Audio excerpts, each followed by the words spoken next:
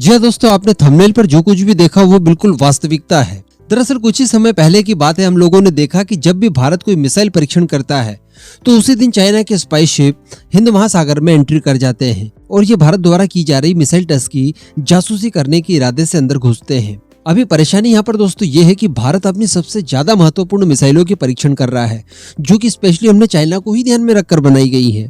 अब अगर ऐसी परिस्थिति में उन मिसाइलों का थोड़ा भी डेटा लीक हो जाता है और चाइना के पास पहुंच जाता है तो वो हमारे लिए सिरदर्द वाली बात साबित हो सकती है।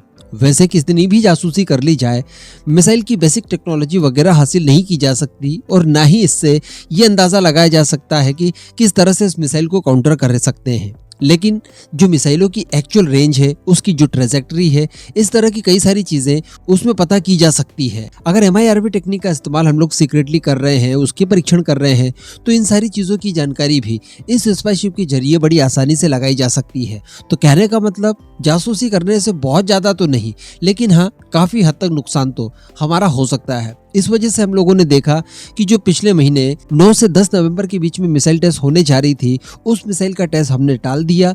जब चाइनीज शिप वापस लौट गए उसके बाद भारत की तरफ से अग्नि 3 मिसाइल का परीक्षण किया गया। ये हम सभी लोगों के सामने है और बड़ी बात यह है कि चाइना इतना डरा हुआ था कि पिछले बार उसने जासूसी करने के लिए एक ही जगह 2 शिप्स को डिप्लॉय कर रखा था, युआंगवान 5 भी और युआन वांग 6 को भी। तो कहने का मतलब इस तरह के शिप काफी ज्यादा खतरनाक साबित हो सकते हैं। अभी यहाँ पर सब लोगों का ये मानना था कि यार क्यों इस तरह के शिप्स को हम लोग खदेड़कर वापस नहीं भगा देते। तो देखिए, वैसे तो मैंने आपको पिछली वीडियो में बता दिया था, लेकिन अभी पिछले 1-2 घंटों से कुछ ज्यादा ही क्वेश्चन पूछे जा रहे थे आपकी तरफ से, तो मैं आप लोगों को क्लियर कर दूं कि इस तरह के शिप को आप यूं ही वापस खदेड़कर वापस नहीं कर सकते जब तक कि वो आपके एक्सक्लूसिव इकोनॉमिक जोन में नहीं प्रवेश कर जाते। अब इन शिप्स के साथ प्रॉब्लम यह है कि इनकी रेंज बड़ी भारी भरकम होती है, किसी की 2000 किलोमीटर, किसी की 5000 किलोमीटर। तो कहने का मतलब इन्हें जासूसी करने के लिए आपके एक्सक्लूसिव इकोनॉमिक जोन में घुसने की जरूरत है ही नहीं। ये काफी दूर खड़े होकर भी आपकी जासूसी बड़ी आसानी से कर सकते हैं। अब भारत वैसे ही काफी लॉन्ग रेंज में मिसाइलों का परीक्षण कर रहा है।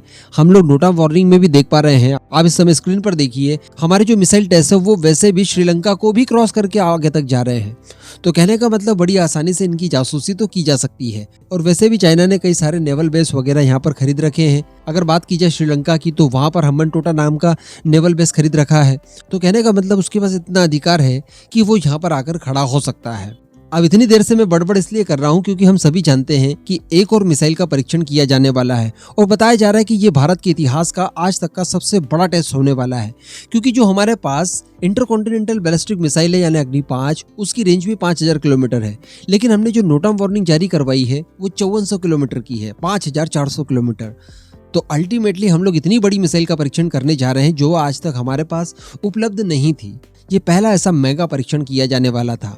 अब ऑब्वियसली इतना बड़ा परीक्षण है, हम लोग जब उसका वेट तक नहीं कर पा रहे 15 से 16 दिसंबर तक का, तो सोचिए चाइना की स्थिति क्या हो रखी होगी। क्योंकि डेफिनेटली ये जो भी मिसाइल है, फिर चाहे ये K5 का टेस्ट किया जाए जो कि पहली बार डेवलपमेंट परीक्षण से गुजरेगी, या फिर यहाँ पर अग्नि 6 का परीक्षण किया जाए, दोनों ही परिस्थितियां चाइना के लिए काफी विकराल है। अभी उसने इससे पहले कई बार कोशिशें कर ली यूएन जाने की, और यूएन जाकर वो अनाप शनाप बातें करके भारत के बारे में प्रोपोगेंडा करने की कोशिश कर चुका है, लेकिन इसका नतीजा कुछ नहीं निकलता। और इस समय तो यूएन में भी अपने वाले लोगों की भरमार पड़ी है, तो कोई भी भारत के टेस्ट को कैंसिल करवा दे, इस तरह की चीजें नहीं हो सकती। तो दोस्तों यहाँ पर उसने चाल अब क्या चली है कि इस मिसाइल टेस्ट को लेकर जैसे ही DRDO की तरफ से नोट ऑफ वार्निंग जारी करवाई गई, उसके तुरंत बाद ये खबर निकल कर आ रही है कि चाइना के शिप दोबारा से इस एरिया में आने के लिए तैयार है और उन्हें रास्ते में लोकेट किया गया है।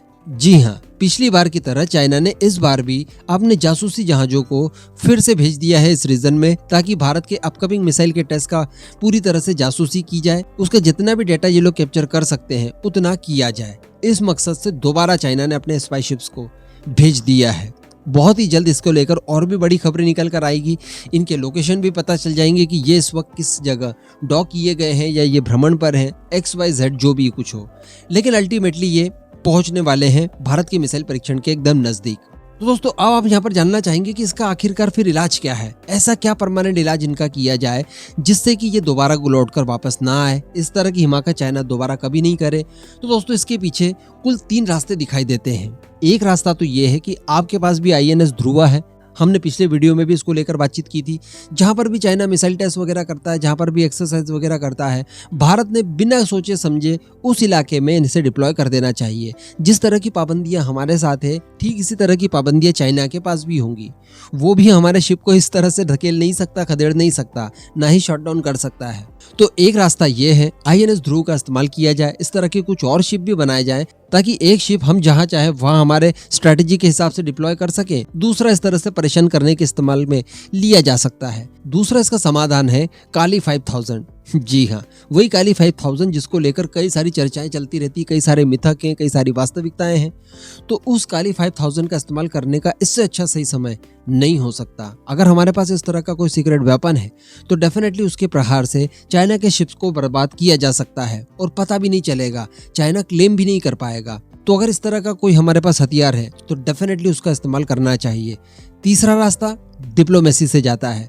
कुछ डिप्लोमेटिक प्रेशर इस तरह के डालने होंगे चाइना के ऊपर कि चाइना बाध्य हो जाए अपने जहाजों को वापस लेने के, और दोबारा जब भी हम टेस्ट करें तो भेजने की हिम्मत ना करें। तो इन 3 रास्तों में से सबसे अच्छे 2 रास्ते जो हैं वो है, एक तो हम भी चाइना की तरह चाइना को परेशान करें, और दूसरा काली 5000।